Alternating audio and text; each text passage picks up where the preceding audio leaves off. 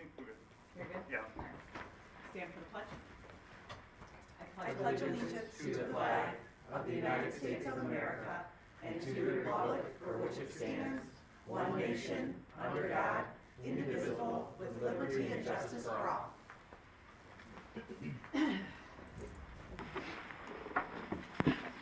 All right, attendance? Yep, President Dr. Reese, Present? Vice President McDonough, Here. Secretary Summers here, Treasury Hanser, Present. Trustee Schultz, Here. Trustee Schaefer, Here. and Trustee Whitney. Here. All present. Great. Item number 2 on the agenda is any changes, and I have none. Number 3, scheduled public comment for agenda items only. I don't believe we received any for this meeting. Great. All right, item number 4 is our consent agenda. They're the meeting minutes from yesterday's meeting. I'll take a motion. James, Move to approve the consent agenda as presented. do I have support? Amanda? Any discussion? All right, all those in favor? Aye. Any opposed? Motion carries. All right. Item number 5 on the agenda is our last candidate for the superintendent search, Mr. Raleigh, and I believe that Angela just went to go grab him.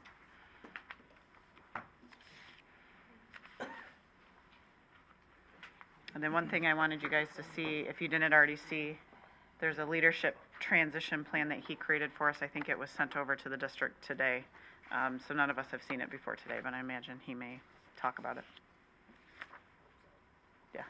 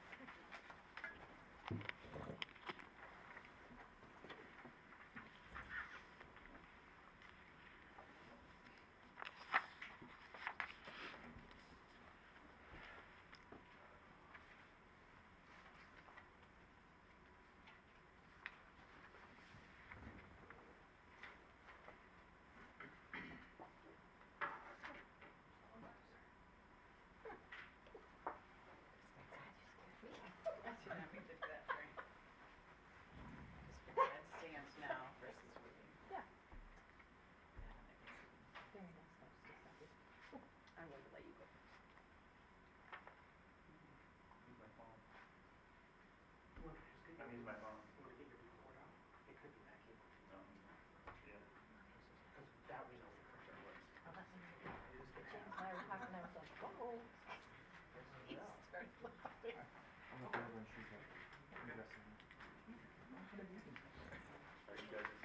Good, how are you? Good, very good to see.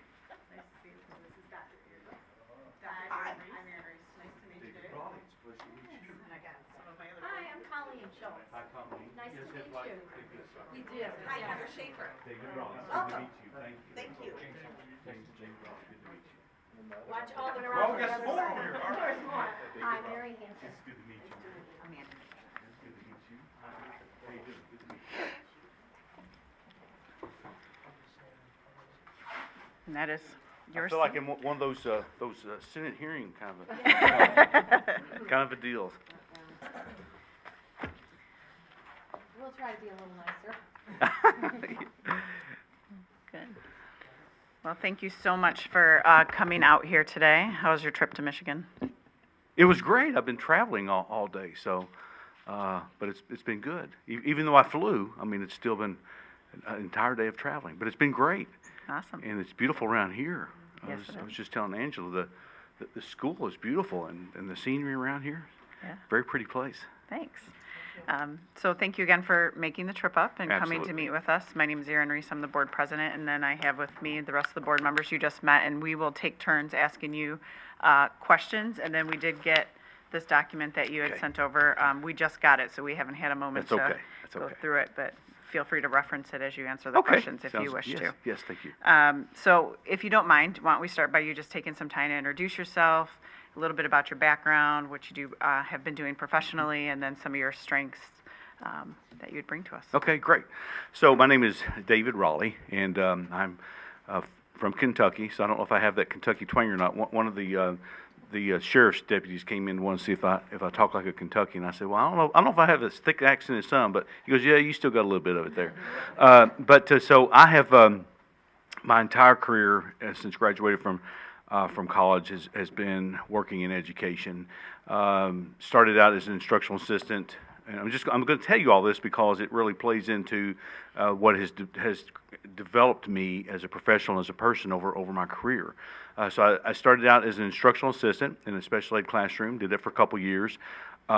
Realized that the only way I was probably going to get a full-time teaching position is I'm going to have to get out and meet some principals and get into some schools. So I subbed for about 4 years and finally was hired as a full-time teacher and taught middle school physical education and health for 14 years in Fayette County. During that time, also coached, did after-school activities, did summer stuff, always working with kids. Probably somewhere around my third middle school that I helped open. I opened all three, but the last one in Lexington I helped open. There were lots of people that were pushing me to go into administration, and I kind of pushed back because I really enjoyed teaching and I really enjoyed coaching, and just didn't know that if that was something that I was meant to be. And lo and behold, decided to get my administrative certification. And did that, and was an assistant principal, then a principal, and decided that being a superintendent sounded like fun. So I did that and learned quickly that there was, even though I got a job, I learned that there was a lot that I needed to learn if I was going to be impactful and effective. So I stepped back, took a job with the State Department for 4 years in Kentucky, and then got back into the school district. And currently, I'm at LaRue County Schools. That's in Hodgenville, Kentucky. And you may or may not have heard of Hodgenville, but it is where Abraham Lincoln was born. So you learned something this evening. So I've been there for 6 years, and absolutely love it. But I'm getting ready to. I've spent what I just to encapsulate for you there was 36 years of public education service, and so I'm on the verge of retiring. My wife also is a public school employee, so we're retiring. Our boys are all grown up, and we are interested in moving about the country, and so we're kind of looking around to see what would be some good areas to go to, and so that's what brings me here. I'm very interested in Oxford. So in terms of strengths, I think my superpower, I tell people, is I'm a people person. I love people. I love to build relationships. I love to build leadership capacity in others. But I'm an educator at heart. But if I had to say what is my strength, it's just taking care of and helping people. That's what I do best. So why are you interested in Oxford? Well, I'm gonna be honest with you. When we started looking, most of the places that I was looking involved shorelines and water, right?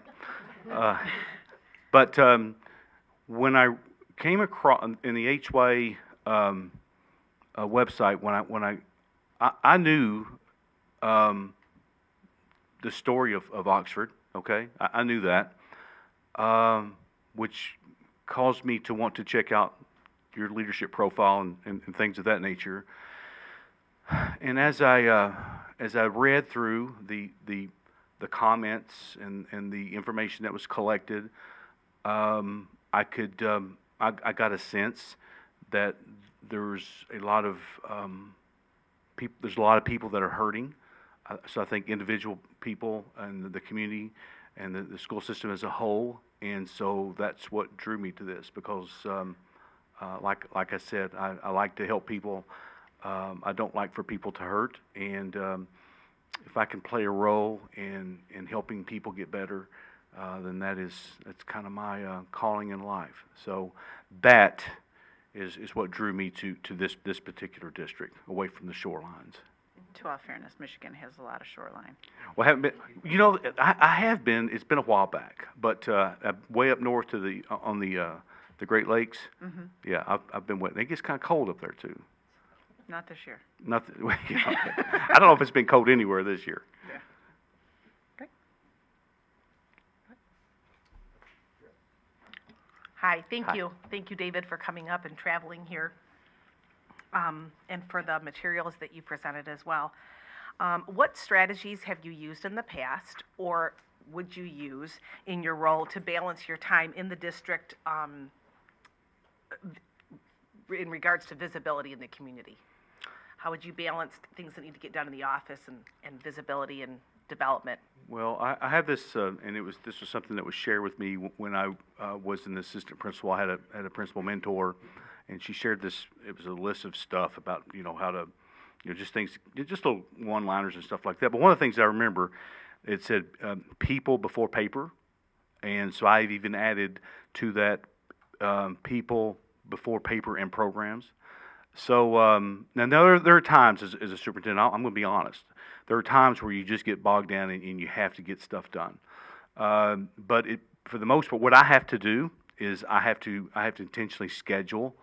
Now in my current district, I have 6 schools. So what are there 7 here? Okay, so I will go in on my calendar and I will schedule those. And the other thing that because evaluating principals is part of my responsibility in providing coaching and feedback to those folks, I kind of double dip there. So it allows me to be in the building to not, I don't want to say supervise, but to coach and have conversations with my principal to help him grow or her grow as a leader. But it also allows me opportunities to pop into classrooms and that kind of thing. And that's what I like to do. I used to try to do like the formal walkthroughs and things of that nature, but I really like it when I can go into a classroom and teachers don't feel stressed. They just know I'm there because I want to see what's going on. I like to hang out with kids and that kind of thing. So right now, and again, I've got it pretty good because all my schools are very, very close together. So I've got like this little route that I take. I start this school until I get them all done and I get back to my office. And again, sometimes it can be intentional if I have to do walkthroughs, if I'm with our leadership team and we're doing walkthroughs and we're looking for particular things. But sometimes it could be just out of a supervisory thing. For instance, like making sure that as I walk the halls with my principals to make sure that if there are people in their supervisory capacities, what the plan says they're supposed to be, and reminding him or her about why we have to follow what is what the board has approved and what they have turned into the board. And again, like I said, in most cases, I'm just popping out there, just building relationships and getting to know my folks. And that's and again, that's probably my favorite part of that. Okay. What do you feel your communication style is, and how do you plan to communicate with the stakeholders? Well, here's I think the difficult part about communication. It's very easy to get out one-way communication, where I, as the leader of the district or leader of a school, I get stuff out to the parents, I get stuff out to the community. But the tricky part is allowing them to communicate back with us, that two-way communication. And I've tried that with social media, and then sometimes people can be a little cantankerous and things like that. So it turns out to not be very productive. So I think, one of the things I do right now currently in terms of communication, and my communication is daily, and it just depends on who I'm trying to reach and who the target audience is.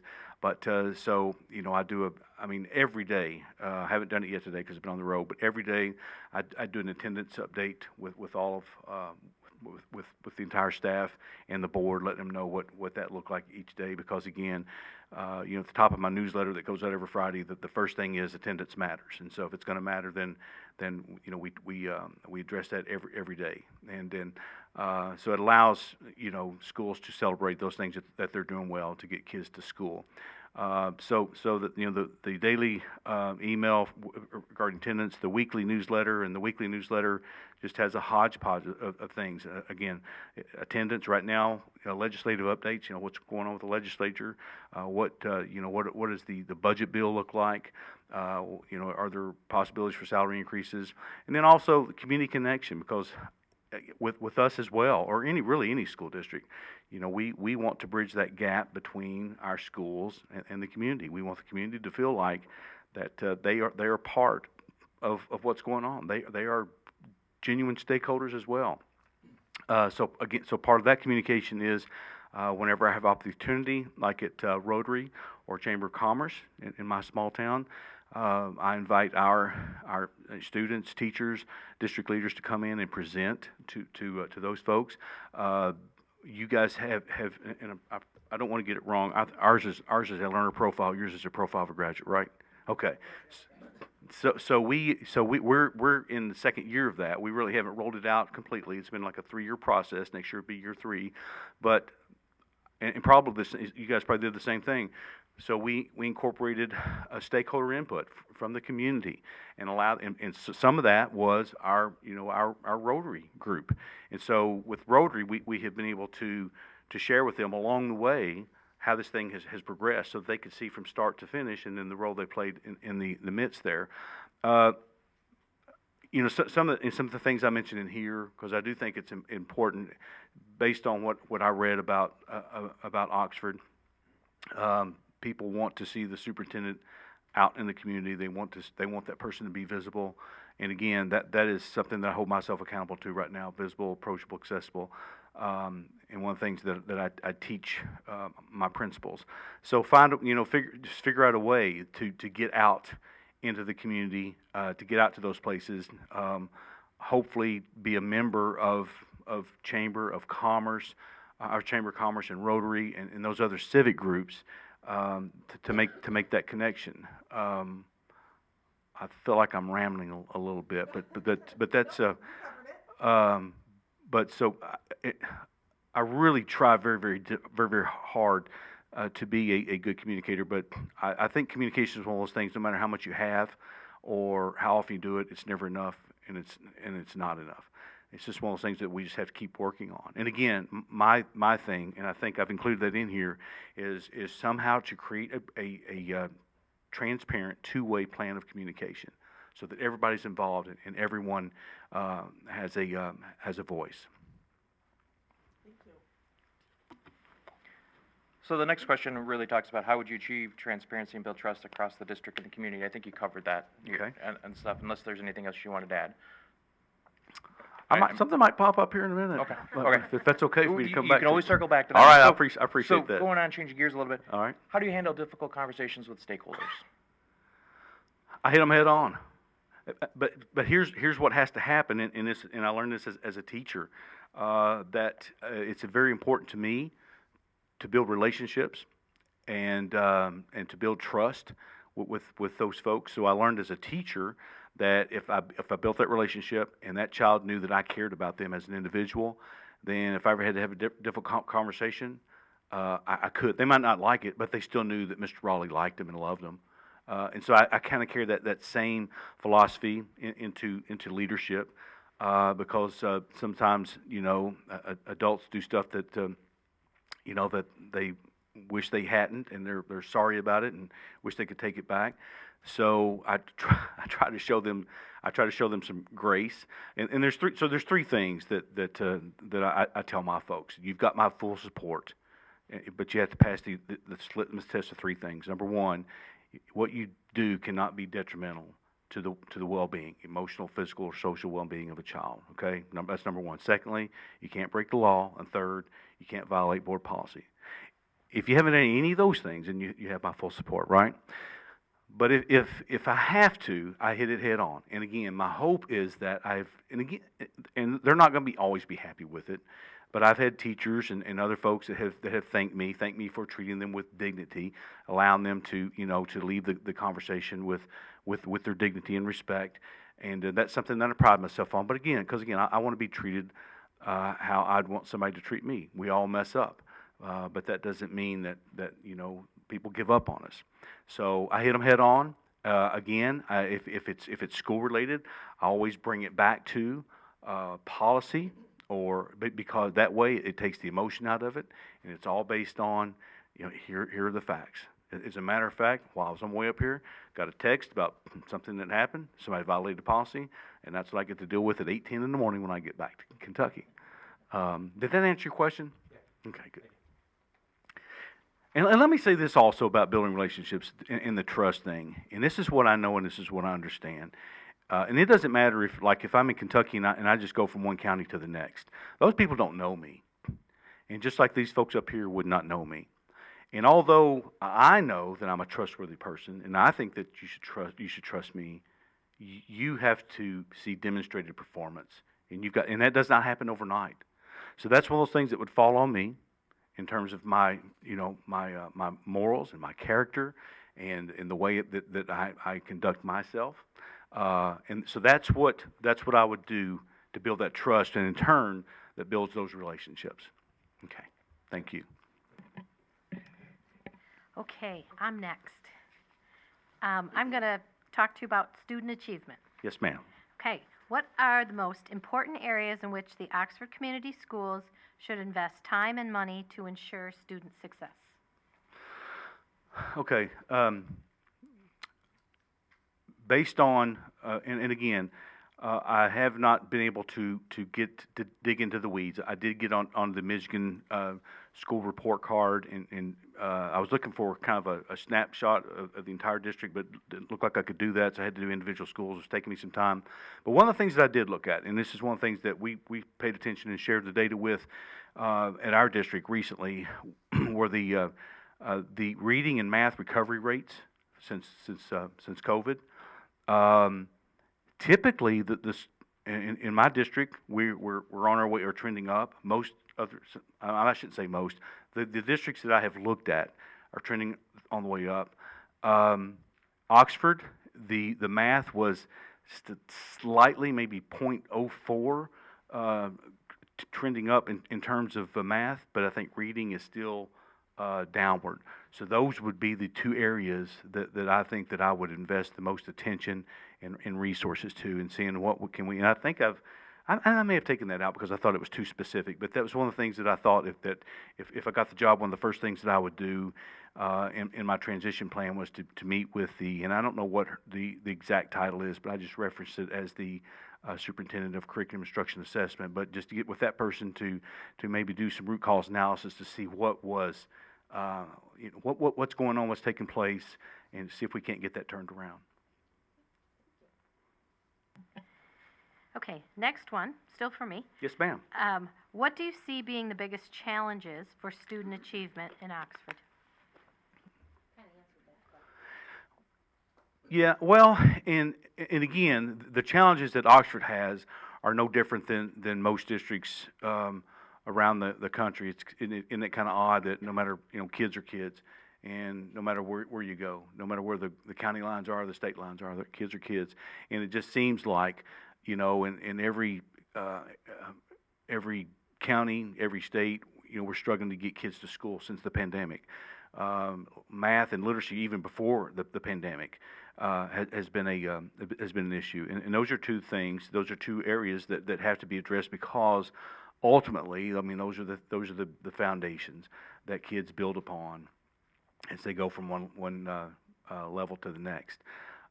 So that would be now the challenge there is, again, that root cause analysis. What's the, as we drill down, what is causing the kids at Oxford not to make those same kind of gains post-pandemic that other schools are.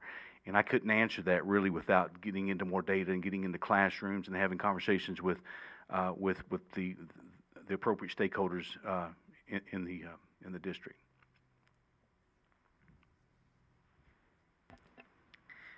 So could you tell me how you envision as a superintendent here in Oxford that you would be able to bring together parents, community, those organizations that you talked about to create a healthy and safe learning and working environment? I think first and foremost, I just have to reach out. I just have to and meet them on their terms. And I think I did mention in here kind of an example. I mean, I was maybe in terms of community members and parents, maybe having, I didn't know really what to call it, but like a coffee talk, something that takes place, after they drop their children off and they want to meet at a local coffee shop. It's my understanding that there are multiple ones around here, right? Okay, so we wouldn't, we could spread the wealth, kind of a deal, and so offer opportunities like that, but also opportunities for them to come to the schools. And again, I don't know what that situation is like now. With all the safety measures and things of that nature, I don't know. I know that in our district, we have not experienced anything like you have, but school safety was, when I first got to Liberty County, and our strategic plan, school safety is one of our main components. So we are more secure than we ever have been. That's a positive. But on the flip side, I get parents complaining that it's not very welcoming, it's not very inviting, and so that's why I say maybe meet them somewhere else, but maybe offer opportunities, provide opportunities. If you go through, I don't know whether you have to do the Raptor system like we use, or some kind of background check to allow parents and community members into the schools. I'm sure you do that. Or, we allow people to come in and read and things of that nature. I mean, that's where I'd start. Meeting them here, but also meeting them on their own turf. And that's the thing. If the coffee talks doesn't work, then maybe we do it after school. Maybe it's at a church or some other civic center or something like that. That's kind of a neutral court kind of a thing. Because I know lots of folks don't want to come to schools because maybe when they were in school, they had a negative experience with school. So just thinking about going into a school gives them the heebie-jeebies anyway. So trying to find a place where they feel comfortable. But I would one of the first things I would do is to get an idea of who those groups are and kind of work my way out, because you probably have parent groups at each of the schools, whether it be PTOs and PTAs and booster clubs and things of that nature, where you've got the same people that are always there, but then also start to try to work your way out. Because one of the things that I saw in these comments, and again, these are perceptions, but that people feel disconnected. They feel that there's a lack of transparent communication. So, and I'm not here to tell you that you're ever going to get 100% on that, because there's always going to be somebody that's upset. But the idea would be to continuous improvement and to keep moving forward on that. Great. So could you tell me a little bit about how you would work collaboratively between administrators and teachers to create, to get work accomplished? Between administrators and teachers? Mm-hmm. Okay. Well, and I would, and again, I can't remember if it's in here or not. It may be. I can't remember everything I put in and some of the stuff that I took out. But one of the things that I'd want to do is to take a look at what your evaluation system looked like, what your evaluation process looked like. And I apologize. I don't know what standards Michigan uses, but what your standards are, your teaching your learning standards, and then and that's what I do right now with my all my principals are fairly young, and the idea about having evaluations and observations and things of that nature is not to be punitive, but for continuous improvement kind of a deal. But sometimes folks, they fall back on what they recall when they were a student, and what, or when they were teaching and what they saw and what the principal did. So that's kind of what they revert back to. But what I try to do is to stay focused on what is the standard. Just like I talked a while ago about holding people accountable to, like if you mess up, I'm gonna connect it back to a policy, and that's what we're going to have a conversation about. So we're going to take away all the personal stuff and all the emotions just to be based on that. Well, same thing with standards. If I go into a classroom and a teacher is teaching a certain content area, then it should be aligned. It should be congruent with that standard. And so, same thing with my principals. Everything that all the evidence that I collect on them, or the evidence that I ask of them, is congruent with what those standards are. So I would try to help make those connections that here's how I'm evaluating you. And that's what I tell them.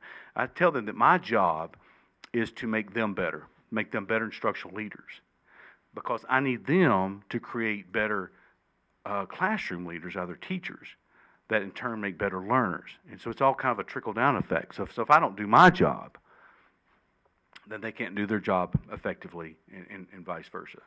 So it's just about having that attitude of continuous improvement, and I think one of my core beliefs, I talk about the teacher effectiveness and how important that is in improving instruction, but also allowing teachers to have conversations with their peers, and sometimes even in our district, I tell our folks, they want to go outside the district to observe somebody else, and we've got excellent instruction going on right there. All we got to do is, pay for a sub, and we'll let you go across the road and visit good instruction. And so probably the same thing is going on here. And again, I don't know what the culture's like. I'd have to see that, and that comes, and culture's one of those things you don't change overnight. It's just about what we do every day is part of our DNA. And just making people, understand that, my job is to make principals better. Principals' jobs are to make teachers better.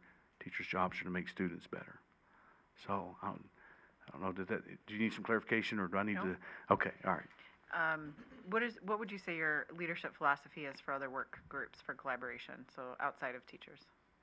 Like classified or support staff? Support staff, janitors, bus drivers, food service workers. So my folks will tell you that I started off in my introduction as I was an instructional assistant. The reason that's important is because I'm able to build relationships with all those folks. They are all important and valued by me, and that is the message that we send. So. And again, one of those things so that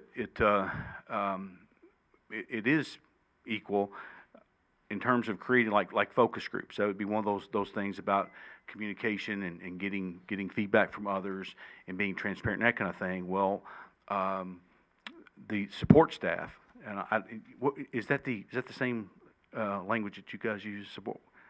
Yeah. Classified support. Oh, okay, all right. Yeah. They call classified in our district, but we've changed that to support because classified just seems so, I don't know, dull. And so they really provide a great service. So they're valued, and even to the point. Let me give you an excellent example. So when I first got to LaRue County, I had these focus groups, and prior to me getting there, and most districts probably do, they had a program where they recognized, Teacher of the Year kind of a deal, right? So when I had my support staff focus group together and listening to them, they said, we would like to be recognized, and so I didn't know that they didn't do that. Now in Kentucky, we call it the Fred Award. I don't know if you guys heard of Fred Sanborn, the Fred Factor, that book? Okay. It's anyway, the Fred Factor is about somebody that goes above and beyond. If you've ever read the book, Mark Sanborn wrote this book about his mailman, and he just goes. His name's Fred. He just goes above and beyond. So in Kentucky, we have the Fred Award. So every summer or statewide, there's one selected. We actually had one from LaRue County a few years ago, but we do it at the local level where every school is represented, every department's represented, and they didn't do that before. So just last week, last Monday night actually, or it was a week ago Monday, I'd just gotten home when I got the phone call from to invite me to the interview. I'd just gotten home from that. So we recognized our 4 teacher from each school, the teacher winners, and then all 11 of our representatives of what we call our Fred Award. So. Now, in terms of collaboration, it's just an expectation that they be valued and treated like everybody else. And I can say that with 100% certainty because yesterday morning I had breakfast with one of our at McDonald's there in Hodgenville with one of our custodians from the high school, and that was his concern about me leaving. Are they going to be able to find somebody that values us like like you do. And I said, oh, I think they probably will. And so I know that they know that. And they know that when, another example I would give you is that, when I first got there, bus driver pay was very low, and all of our support staff pay was very low. And I spent the first 3 or 4 years doing nothing but increasing those salaries to get those folks up to where, not where they still very below where they need to be, but better than where they were. And really didn't give teacher raises until COVID when we had the extra money. Thank you. So as you can imagine, our students, staff, and community are still deeply affected by the school shooting of 2021. What experiences, philosophy, or trainings do you have in the following areas? School safety, trauma-informed care, crisis management, and policy management. Specifically policy management, I mean in terms of just writing Your policy. philosophy on policy management. I follow you now. I think I've alluded to that a little bit ago. I cannot tell you the number of times no, and we'll start with that one. Because again, I just believe that it's, and I get it, there's lots of policies there, but that doesn't mean that they're not reviewed and they're not followed. I can't tell you the number of times where a principal will call me and say, can we do this?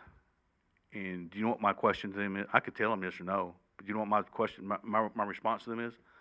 What does the policy say? Refer to the policy.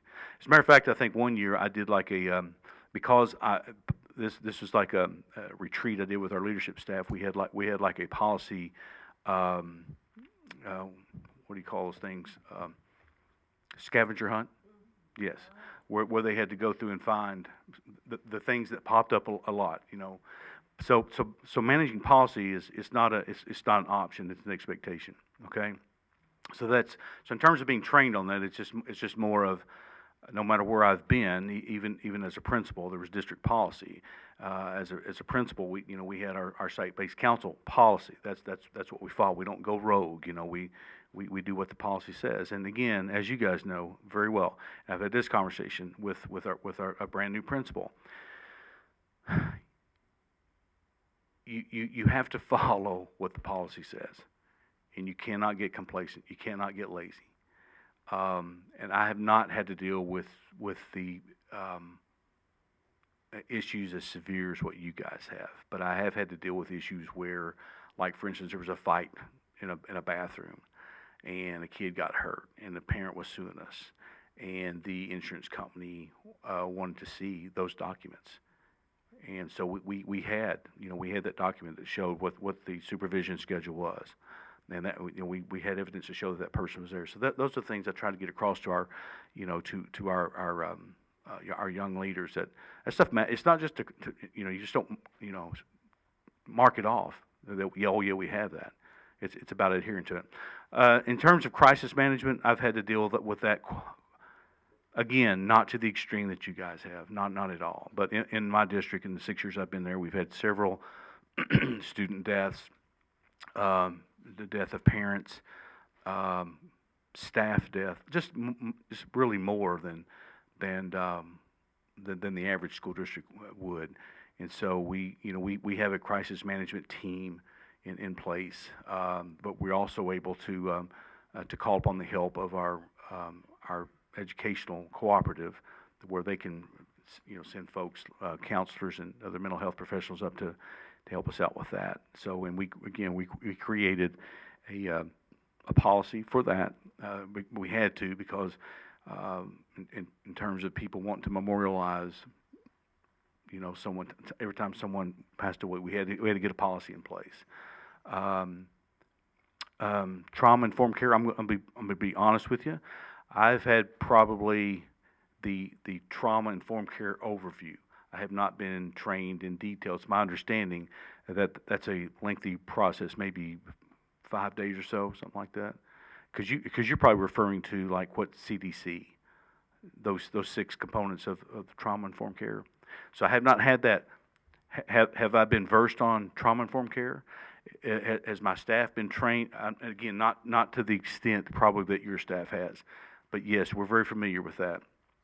And let's see, you asked me about another one, I think. School safety, yes. As assistant superintendent of the district, that was my role, as to oversee school safety. And as I said, when I became superintendent in LaRue County, that was one of the, and that wasn't my thing. That was based on everything that was going on in the world. Our parents and community were concerned, and so that became a component, and that's how we got so many things done, because that was part of that strategic plan. So, and again, even though we have that stuff implemented, it's not a compliance thing. We hold people accountable. You know, we hold people accountable to closing doors, not putting rocks, leaving rocks indoors, to leave an exterior door open, and that kind of thing. Is there anything else I left out there? No, thank you. And again, it's, you know, I know a little bit about all that stuff, but probably because of what you guys went through, probably nothing as deep depth of knowledge that you guys have. Thank you. And as the new leader, how do you help the school district and community heal and at the same time move forward educationally?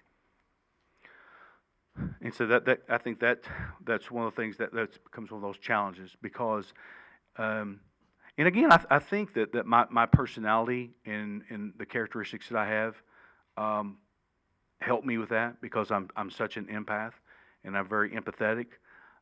But at the same time, we've still got work to do. And when I say we, I'm not talking about officer schools. I'm talking about, you know, the current role that I'm in. I get it that life happens, and I'm going to be empathetic and I'm going to be supportive, but we still have an obligation, responsibility to teach kids, and that can't change. So, what I would have to do here is you know, first and foremost, and again, if I can tell you guys something that's you know, it's a little contradictory. When I read your all stuff, and it just stuck with me. My middle son was born November 30th. So a day for me that in my mind is a joyous day, and one that we celebrate every year. Now for this community and this school district is going to be, you know, just like when people talk about January 6th. You don't necessarily going to have to know all the details. You know, all you need to know is November 30th. And so I think one of the things that I or whoever's going to have to do is you can't come in and it can't not be surface. You're going to have to spend time learning people and knowing people and building relationships. And again, one of the things that I pride myself on is, and please don't misunderstand this, at the end of the day, we've got to educate kids, but those are still human beings that are in the classroom educating kids. And I have to understand that they are, you know, teaching is what they do. It's not necessarily, you know, who they are. It's just, you know what I mean? So I try to get to know those folks on a personal level, and you know who their favorite sports teams are, who the names of their children, what sports their children play, what activities their kids are involved in, all kinds of things like that. So it would take some time, and I guess that's the point I'm trying to make here in terms of that developing trust, developing relationships, getting to truly understand. I can read, and I got a pretty good idea of the pain that's taking place. But I'm not going to truly know it until I immerse myself and have conversations with those people and allow those people to be heard. And again, that's just something that I'm good at. I'm a pretty good listener.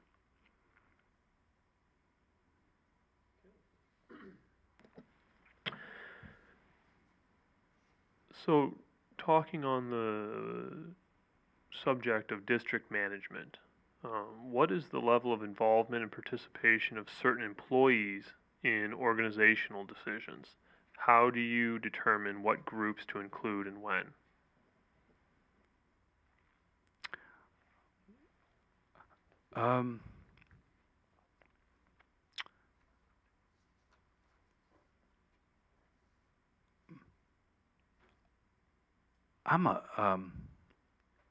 I'm a pretty collaborative leader.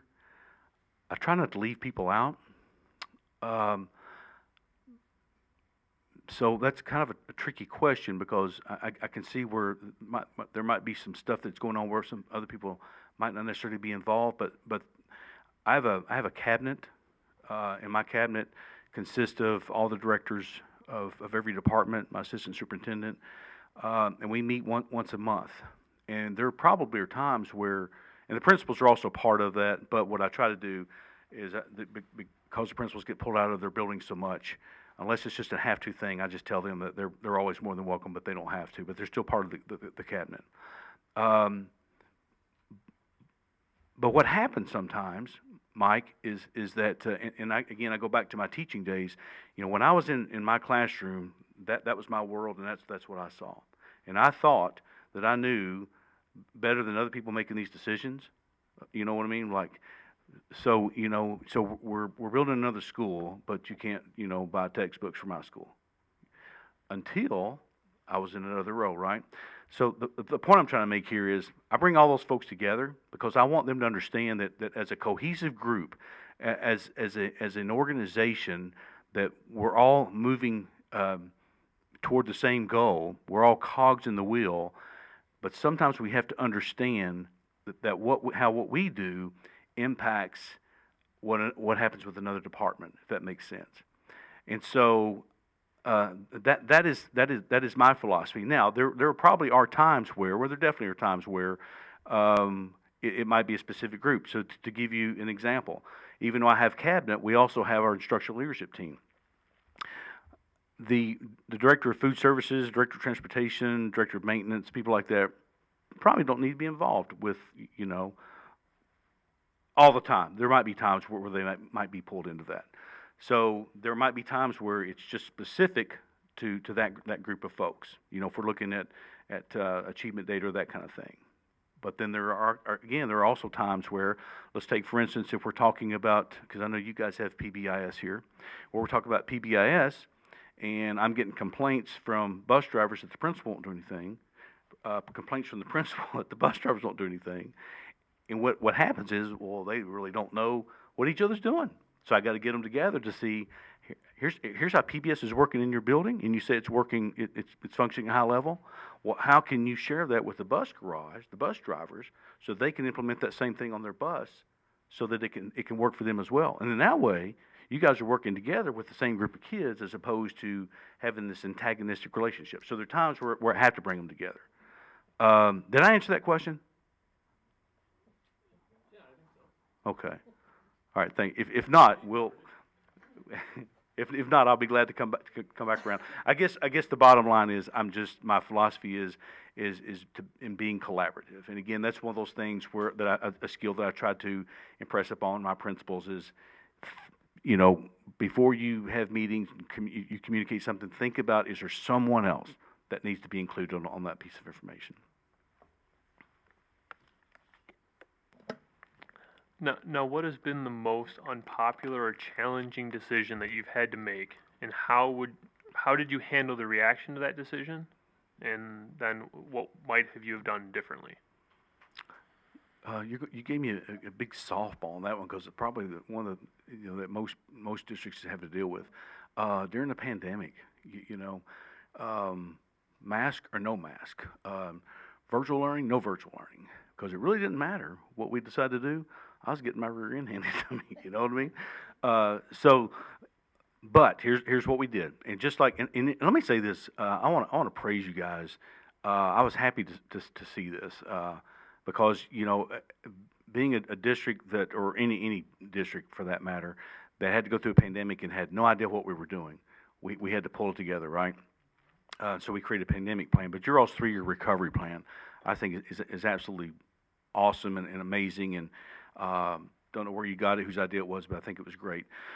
So, Mike, to answer your question, it comes back to this, and it comes back to what is our mission, what is our vision, and then I'll put up with the rest of it. So, when we created our pandemic plan, we had 2 objectives. It was very simple, 2 objectives. The first objective was to preserve the health and safety of our students and staff and community. That was the very first one. Secondly, we wanted to educate all kids. And what that meant was, we had some kids who did not have devices. We had kids who did not have access to internet. So we had to figure out a way to get that done if they were going to be virtual learning. Obviously, our governor said, we had to do virtual learning.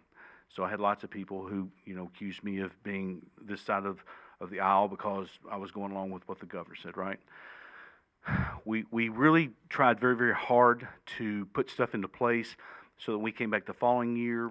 If virtual learning is what those kids wanted to do, those families, we allowed it. But we wanted kids to be in school because we felt like connection and being with their teachers, being with their peers was important. And we did all those other mitigating strategies as well. So what happened, Mike, is that's when, people would show up at board meetings and upset with me because, kids were having to wear masks and that kind of thing.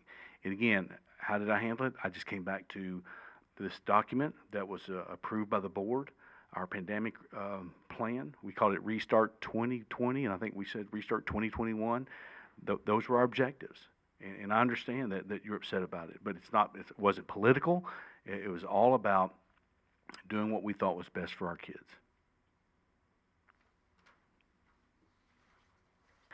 And on to me. Welcome. There you are. Welcome. My questions are on board superintendent relationships. How do you view the board superintendent relationship? How will you keep board members informed and communicate with us? It's very simple. Superintendent and board is a marriage. So what I mean by that is what my mission and vision are is what your all's need to be as well. Or I need to adapt to yours. Either way, we've got to be on the same page. We've got to be moving in the same direction. And here's the thing. This has to be a good relationship for you guys as well as it does for me in order for it to work. I think it's that vital because I think, what the community looks at is they see me and you as an extension of the schools as they should, and so they're going to be looking at and they'll be looking at individually, decisions that you make, and they'll be looking to see on decisions, are you split, are you unified, and so that's it's just like in my opinion, in the way that I currently operate, the board is another cog in the wheel. They might not be in daily meetings with everyone, but they're included in correspondence. I'll tell you this, that even if we have something as I don't know, as trivial as a kid falling down, an ambulance coming to the high school, I let my board members know and let them know what's going on. And I let them know because I don't want you to be blindsided. We want to get ahead of it. We don't want somebody to make a mountain out of a molehill and put something on Facebook. So I let my board know right away. It's anything that's contentious like that. I'm not going to say that I communicate daily with my board, but it's pretty regularly. And the board chair probably, more often than everyone else. But I really try to not do the group text thing because that could be considered a pseudo meeting. So but I do try to keep them in the loop. Like I said, any correspondence that goes out to my staff, the board gets that as well, because I want the board to see what the communication I'm having with my staff. When I did a book study with my staff, we did a book study on John Gordon book, The Power of a Positive Team. I also did the same book study with my board. Again, but you'd have to understand the dynamics of the district where I'm at now, when I came to it, the divisiveness, and my goal there was to pull everybody together, hence the power of a positive team, where we're all together. And I think that worked well. So I have been very fortunate to I have a 5-member board, and I get along with them individually, get along with them collectively. I value them individually, and I value the expertise that they bring, to the board. And I will say this about, I guess I'm bragging on my board a little bit here, but at the end of the day, that they have the best interest of kids at heart, and so that's why it makes my job easy to work with them, where I'm at. Then there's some of our parents, so sometimes I have to remind them, okay, you gotta take the board hat off and put the parent hat on, and then you can have a different conversation, right? Yes, you're allowed to talk to the principal, but make sure it's the parent hat, that kind of thing. So those would be examples of how I've communicated with the board and my philosophy on that. And again, that marriage thing, that it's got to be a good fit, for everybody, right? For this thing to work. Thank you. And one more for me. In an effort to achieve what is referred to in other industries as high reliability or just culture, how do you perceive the role of the superintendent in achieving this at Oxford? Can you explain what those are? Yeah, thank you. So, sorry. So, just culture, high reliability is a safety culture, essentially a culture of safety in which anybody can report safety concerns without fear of retaliation. Okay. I'll agree with that. So what was your question again? None of us knew it either. So, what do you perceive the role of the superintendent in achieving that type of culture? Again, being on my part, being open, being transparent. The same thing. If I see something, I say something. And I'll tell you, that's easier said than done. We tell our kids all the time. But I think the other thing is holding folks accountable. I mean, something as simple as, I see like Dr. is Rice or Reese? Reese. You have your badge on, right? And, if I have told our kids, our students, if you see someone walking around the building and they don't have that on, let someone know. I don't care if we do know them. Let someone know, because here's the idea. Yeah, they might know you, but the idea is, if I see somebody walk around that I don't know, that they don't have that on, then I've got to let somebody know. So it's just something as simple as that. But again, we worry about hurting people's feelings and that kind of thing. But at the end of the day, again, I go back to my pandemic plan, to preserve the health and safety of our our students and staff and community. So. So again, I think me being open and transparent, and holding folks accountable, making sure that that whatever measures are in place, that we're following those.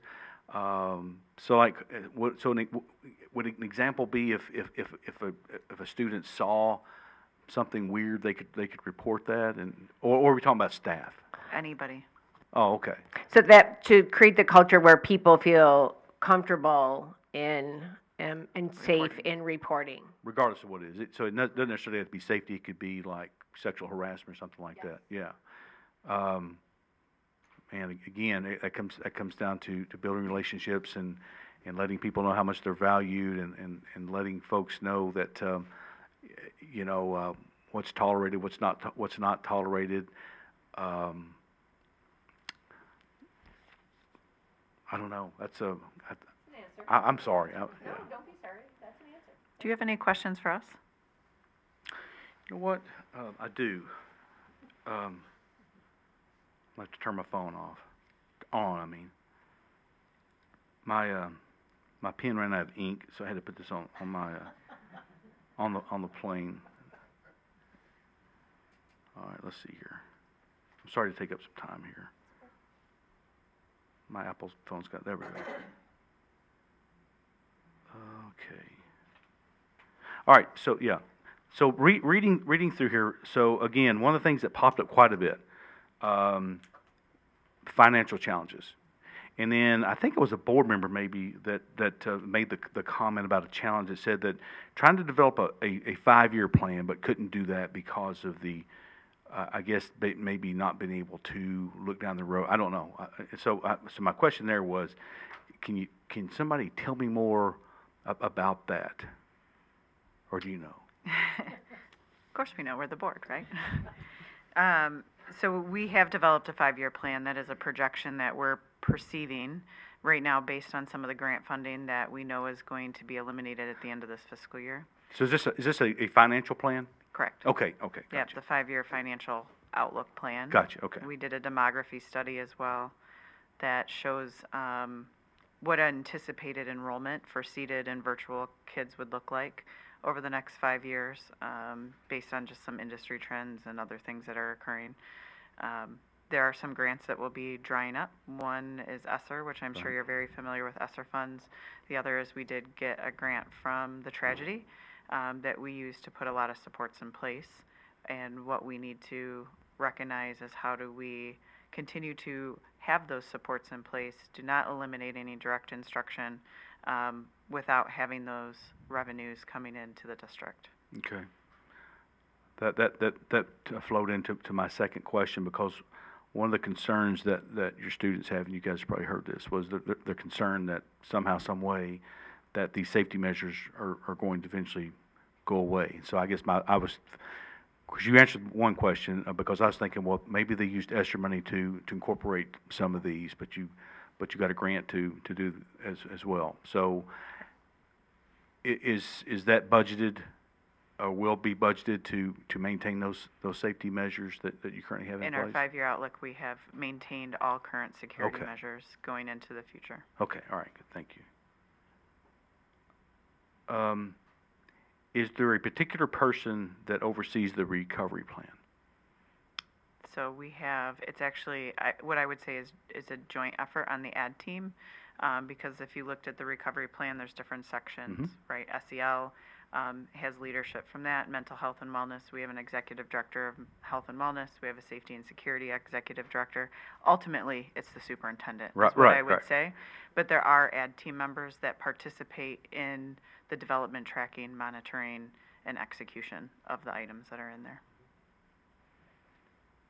And so to piggyback on that one, and this is just an assumption, and forgive me for asking, because I think I would know the answer based on what you share with your 5-year plan, but your 3-year recovery plan ends in '25. So is there a plan to continuation plan for that, or have we not gotten to that point yet? So we actually have started calling it the, I forget how we worded it, the ongoing recovery plan, because 3 years signified there would be an end. Right. But we're doing it in 3-year chunks. So 2024, I think, was the original end. Now it's 2025. Then it'll be 2026, because as the students and some of the objectives will change, right, with the students changing, because we have highly impacted students in the building, but we still have impacted families in the district, and obviously impacted staff that will be with us, hopefully, through their entire tenure with us. Right. So some of the things may be fluid, but it's now the ongoing recovery plan, and I foresee it just being a piece of our fabric for a long time. Yeah. Good deal. I figured that. But I thought I would ask. Again, I'm very impressed with the recovery plan. So those are, I've got all kinds of questions, but those are the main ones. So. Well, great. Well, we appreciate you taking the time to come out tonight and visit with us. And if you need a good dinner recommendation, one of us will give you one. So as you explore the town. Thank you so much. Unfortunately, I've got to catch a flight, get back to Kentucky, Gotcha. so that I can be in my district tomorrow. Great. But I do appreciate the time that you spent with me. Thank you very much. Thank you. You guys have a good evening. Thank you. 6:36, we're going to take a recess. Okay, you guys ready? All right. Coming back from recess at 6:59 p.m. Moving on to the items 5B on the agenda. This would be for a selection of finalists. This would be for individuals to come back next week to tour the district and then do final interviews on April 2nd. So they would be, we have 3 days reserved right now, so we could choose to do 3 candidates or 2 candidates. I don't know if there's a value in bringing the 4th, but I'd be open for board discussion if that is the way that everyone feels. But we can do 2 or 3. we would make a motion with a support discussion and then a roll call vote to determine if we are going to bring those individuals back for the next round. Does that make sense to everybody? Okay. If someone wants to make the first motion on a candidate they would like to bring back, I would take that now. Heather. Move to select Cormac Lynn for final interview. Do I have a support? Amanda? And then discussion. Well, since I offered to motion it, I'll talk a little bit. I thought he was, I have a couple notes. He talked a lot about it's a marathon and not a sprint. He talked a lot about building collaboration. He talked about his own learning curve coming out of the private sector into the public sector, which will be a challenge.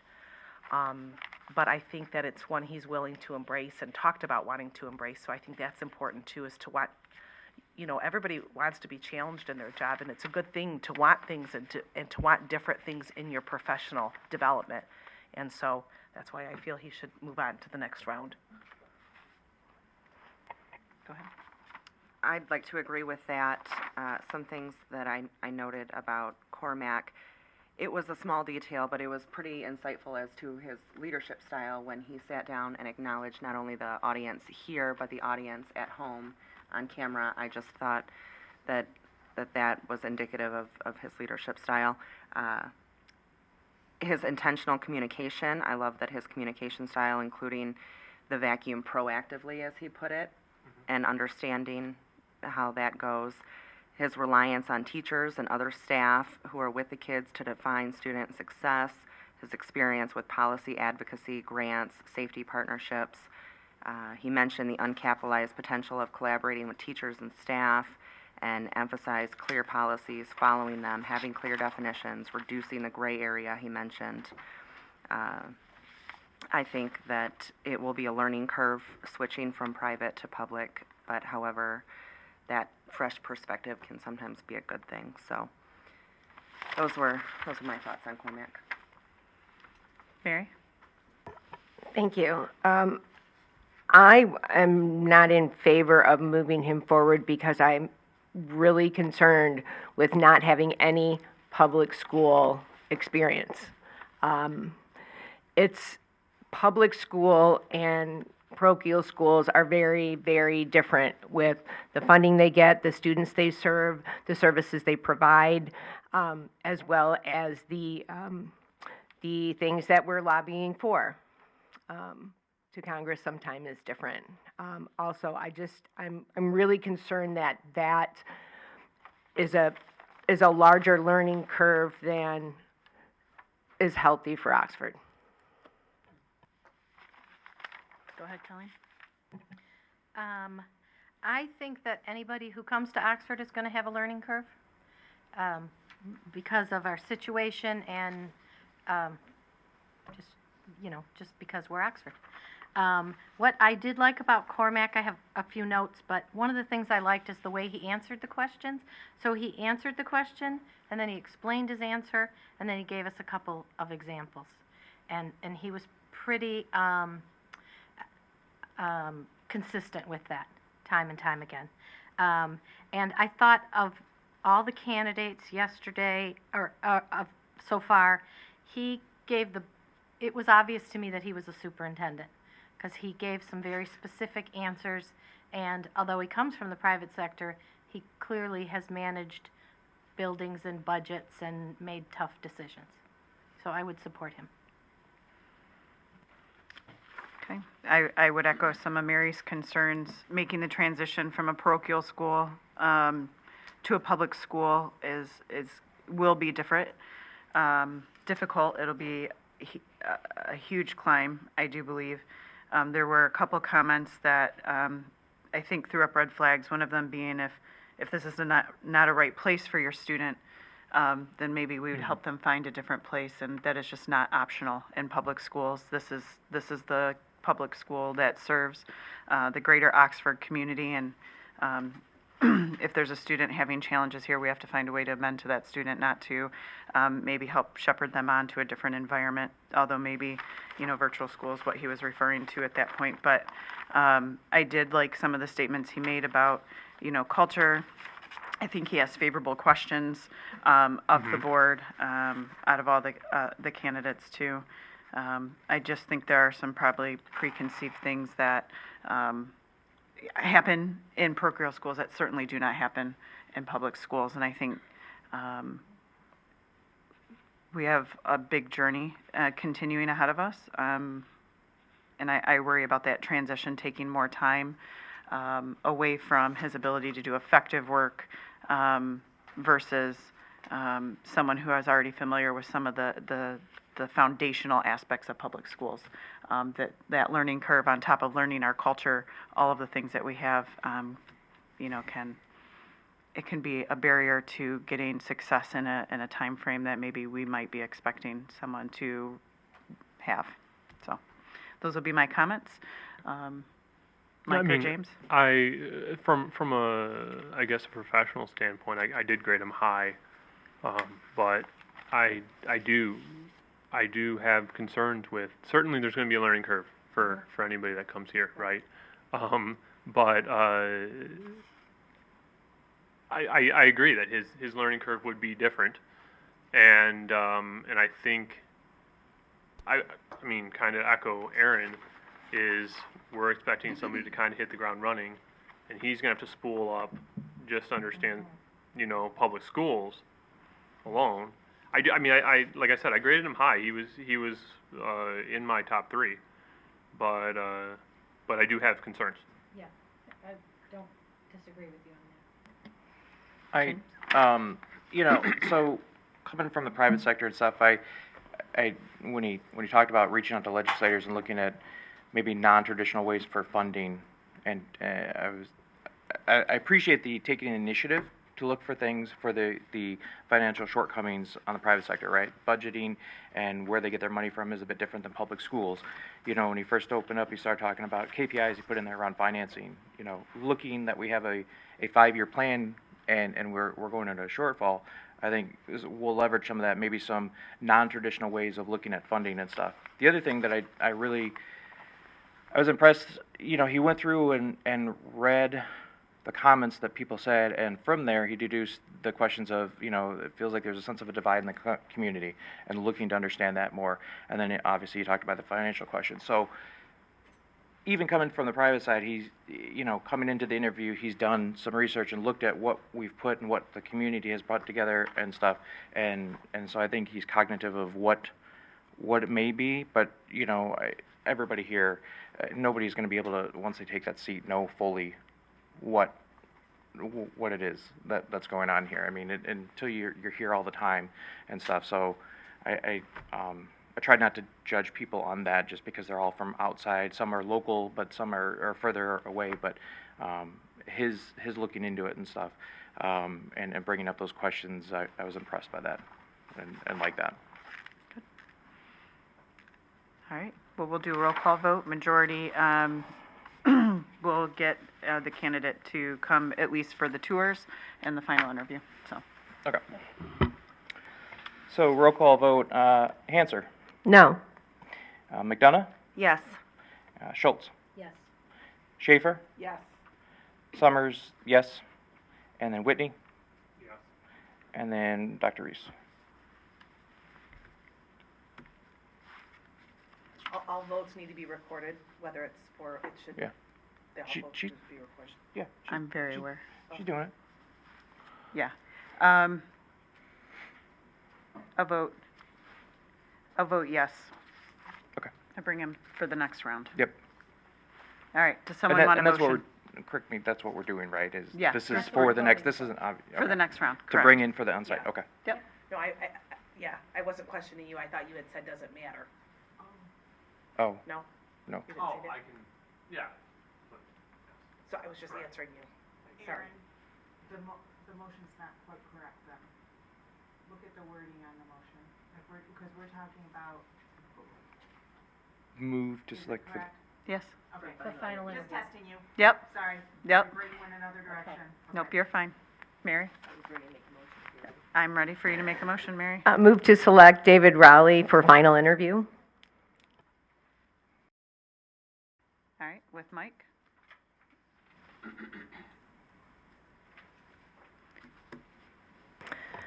Thank you. I will lead with, he has done the work of a superintendent. He's fully aware of what it takes to be a superintendent.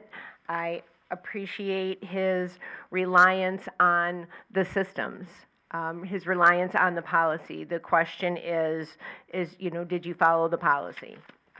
And the willingness to learn, and that we all have that we all will work together better. I really appreciate his focus on individuals, his focus on each student, his focus on each and every person, and words like dignity and treating people with dignity, and treating people like they matter because they do matter.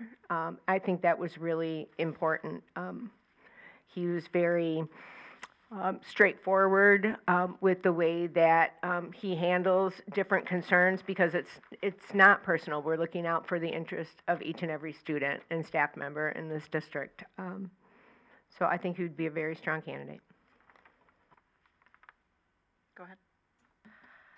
I agree with Mary. I think he was extremely warm, great personality, which is important. They have to get along with a lot of people, and great personality. Couple things he mentioned that I really liked: people before paper. I know that's hard to do when you're a superintendent. You have a lot to keep moving. The budget and curriculum, you have to get that paper moving, but you also have to get your administration, your cabinet, and your staff on board. And I really liked that people before paper comment. He also talked a lot about creating a two-way communication, being visible, approachable, empathetic. Those are all great attributes for a good superintendent, good human being, but a good superintendent. And I also like that his referrals to policy, always falling back on the policy. That was great to hear too. So those are my thoughts. Yeah, I'll piggyback on that because that also stood out to me, his reliance on policy. Like he mentioned, not just checking the box, but adhering to policies. I liked his communication style and keeping the board apprised of any incidents. The leadership plan that he brought was excellent. I thought that was a wonderful touch, and it is really full of a lot of great things. He specifically references our legislators. He really took the time on this, and it shows. And I loved the example he used of the new building and the teacher going, but I need textbooks. I thought that was a great way to pull it together and recognize how wide decisions are felt across the district. I think that the McDonald's story was also great, gave a good insight into who he is as a person. And then, as always, my concerns. The two things that I am slightly concerned about are the end of his career, where he's at in that journey, and also getting up to speed on the differences from Kentucky to Michigan. So again, not huge concerns, but just noting them. It's funny because like going into it, when we're looking at the stuff and getting prepared today, I was concerned with that, like the potential significant differences, right, from Kentucky to Michigan, and stuff. But I think coming in today and seeing this leadership transition plan, I mean, he calls out his shortcomings in here of what he doesn't have and what he sees that we're looking for, and the one thing, like scheduling time to get up to speed on training, like, the trauma-informed part in there, and then again the two-way communication I think is important, because he started with, it's easy to be there as a superintendent just putting it out, but you got to build that two-way, and so it goes back and forth, and then I like his being visible, being approachable, and being accountable. Those are three things that I think are paramount of what we need. The visibility, being able to be approachable, and then being held accountable for what we do.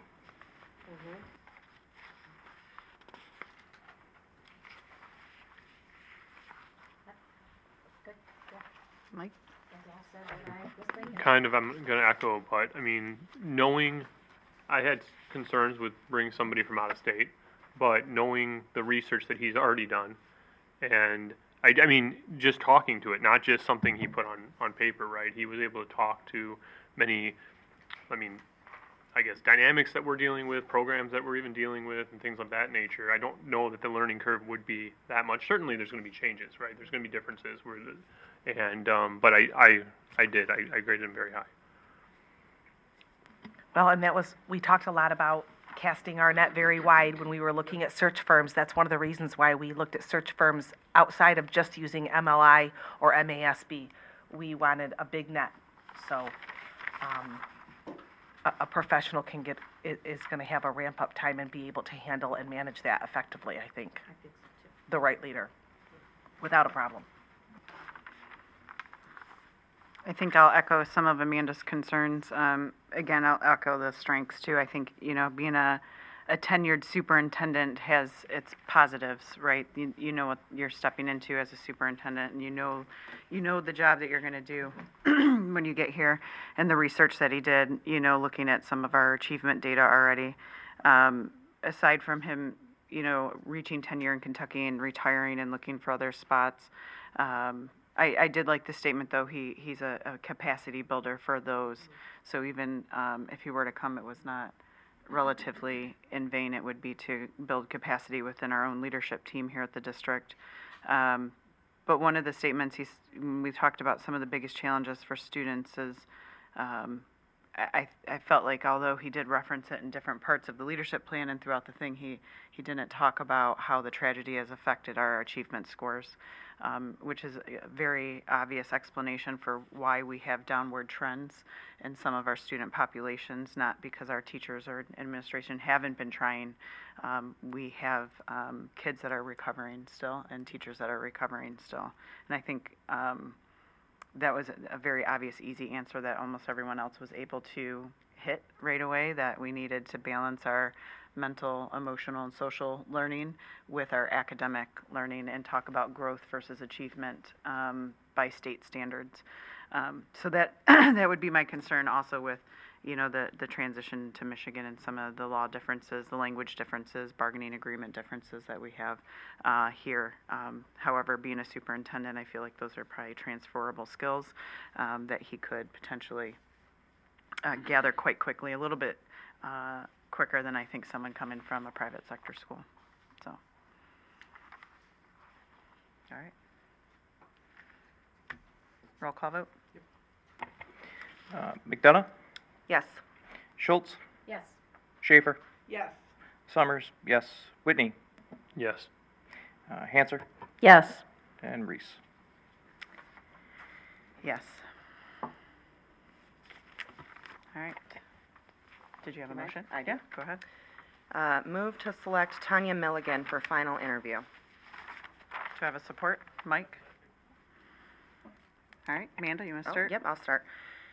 So some things I really liked about Tanya, she has a long history of researching and then implementing trauma-informed care. She mentioned fostering a culture of belonging. She described herself as overly transparent, a servant leader, and very collaborative. She understands the importance of mental health, both personally and professionally. She appreciates public comments, creates opportunities for more communication, and has an in-it-together philosophy. I did also like that the HYA consultant specifically referred her, and her student-centered focus. She seems to have a pretty good grasp and understands and recognizes the challenges faced by our students, staff, and parents after the shooting. And I like how her philosophy on improving culture is by doing what you say, maintaining accountability and systems, and her focus on policy management. And the concern I had with her is her statement on paperwork not being her forte. I completely, understand that. But it is really important, especially when overseeing grants, state guidelines, things that the superintendent is responsible for. So all in all, I liked Tanya very much as a candidate. Anybody? Go ahead. I agree. I liked her as a candidate also. I think a little bit, some of her answers were a little general. However, she had some very specific mentions. Restorative practice, she talked about Beauty and the Beast. She talked about watching our board meetings. I really liked that she said she was a servant leader. That's a big tell to me. I think she was very likable. She was an easy talker. And my concern is that she's not been in central office for very long. I guess my concern is that she's not been in central office very long, and she's also been in a really big district. And my experience has been with administrators sometimes that are in really big districts, they have a lot of staff that do all the work. And when you get here, there's not a lot of staff to do all the work, you have to do the work. So those would be my two concerns. When she's talking about where she's currently at and the diversity within the community, as well as the pain points that they have there between gun violence in the community, student suicide, and understanding and dealing with, trauma-informed care, but, crisis management stuff. I think those, if chosen finally for it, those skills and that experience in there and understanding a bit more, I think puts her above the rest of the candidates, in my eyes, especially as Oxford continues to grow, and we're looking at hopefully more people coming into the district and stuff, having experience with people from all walks of life, I think is definitely beneficial. The other part that stuck out too is a couple of her phrases. She said that she's not the keeper of knowledge, and that she works with the teams and she doesn't mind constructive, she didn't say constructive criticism or feedback, but willing to hear other people's point of views before making an informed decision. I think that's important with our cabinet and our board, as well as, hearing from the community at large. I can go ahead and make my comments now, too. I think some of the positives about her, she talked about growth, student growth, and that is also achievement, even though it may have a different definition to certain people. Student focused. She talked a lot about modeling expectations. So you live it and you model it, so that way other folks live it and model it as well.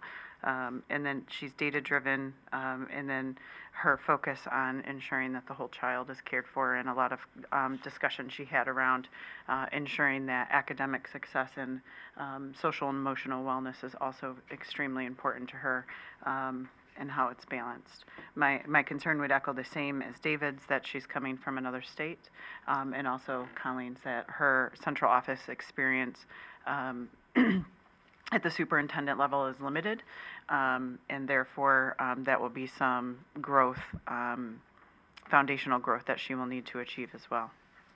So. Nothing. All right, Mike, anything? Heather? I did have a couple notes on her as well. I thought she was very warm also and personable. I also liked that she talked about IB student achievement data and things along those lines, and who is being successful and who is not, looking at a data-driven kind of decisions. She talked a lot about working with partners. I would assume, with her experience at her school, she works with a lot of outside agencies to provide supports. Which we currently are working with a lot of outside agencies. We haven't always in the past as much as we are now, but so she would have definitely an understanding of how that works. So yeah. Okay. Roll call vote, James? Yep, just one last comment. And the one part that I wanted to mention too is that I looked at her, so she says, looking for high standards for the challenges of student achievement, but then the key phrase that I picked up on, but that's also going to probably include wraparound services for the mental health and well-being and stuff, and meeting people where they're at to get them to those high standards. So that's the last thing I want to say. Okay. She used that word a lot, didn't she? Yep. Yeah, she did say that. All right, roll call vote. Schultz? Yes. Schaefer? Yes. Summers? Yes. Whitney? Yes. Hanser? Yes. McDonough? Yes. And Reese? Yes. Okay. Okay. That being said, that is 3 candidates. I just wanted to make sure before we close out if there was a desire for a fourth. We don't have a fourth day scheduled. Angela might come over here and be mad at us, but we'd make it work if there was strong feeling one way or another. No? All right. 3 is it? Okay. Item number 6 on the agenda is unscheduled public comment. Mark Gillum.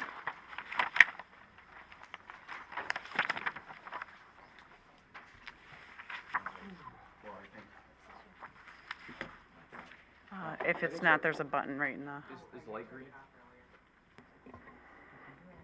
Check. All right. So I think any of these candidates could be considered a step up from where we're at. I have my opinions. My number one concern is Cormac Lynn. You guys think he's great. My concern is he only has experience in a religious background, in one religion.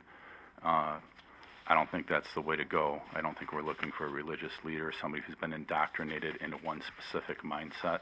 He has no experience with inclusion or public schools, and specifically the organization all his background is in specifically forbids women from leadership and has a terrible history of child sexual abuse against children between between 1950 and 2020. Over 330,000 children in that religious organization were sexually abused. And they have paid out over $4 billion in claims and settlements against those crimes against our children. So to bring somebody who's rooted in that, I think it puts our community in a very vulnerable situation. So he is a security risk. You considered David from Kentucky. I think he's a very gentle, kind man with a lot of great experience. I just want to make sure he leaves his Confederate flag at home, along with his ideals of fighting for slavery, and make sure that that's not something he brings up here to the north. So we have almost a dozen open lawsuits against Oxford Community Schools, a trial motion for the shooter's father and individuals associated with the November 30th leadership failures who allowed the tragedy to happen still with our school, including employees that could have prevented the tragedy, but chose not to do a threat assessment on the shooter. I don't believe the divide in our community has anything to do with a news cycle or where people are at in their healing journey.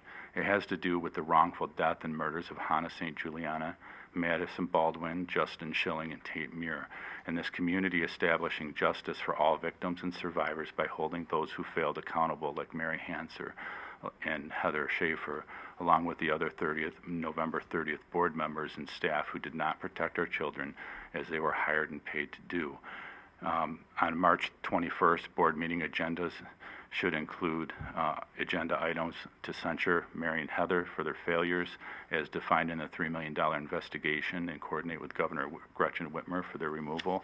And also, number 2, to immediately terminate employment of Stephen Wolf, Pam Fine, and Jim Rourke for their failures leading to the death of our students, also defined in our $3 million report. We're dealing with a trauma response avoidance that is only driving pain and division deeper into this community. These issues should be resolved in accordance with board powers as defined in the Oxford Community School Bylaws, Section 0122, and Item D, hiring or terminating employees. Why is this board abdicating your responsibility to a superintendent? Item number 7 on the agenda are scheduled activities. We do have a conversations over coffee tomorrow. So Mike is going to be there. I'll be there. If someone else would like to come, you're welcome to come. We have one. Oh, and Heather. Great. All right. What school's that at? Daniel Axford. Yep. All right. Number 8 on the agenda is closed session. If someone would like to make the motion for that, Colleen. Sure thing. Move to meet in closed session pursuant to the Open Meetings Act, Section 8C, to consult with attorney regarding case strategy in connection with specific pending litigation. Oakland County Circuit Court case number 24-204988-CK. Do I have support? Mike? Any discussion? Roll call vote? Hanser, Yes. McDonough, Yes. Schultz, Yes. Schaefer, Yes. Summers, yes, Whitney, Yes. and Dr. Reese. Yes. All right. 7:29, go into closed session.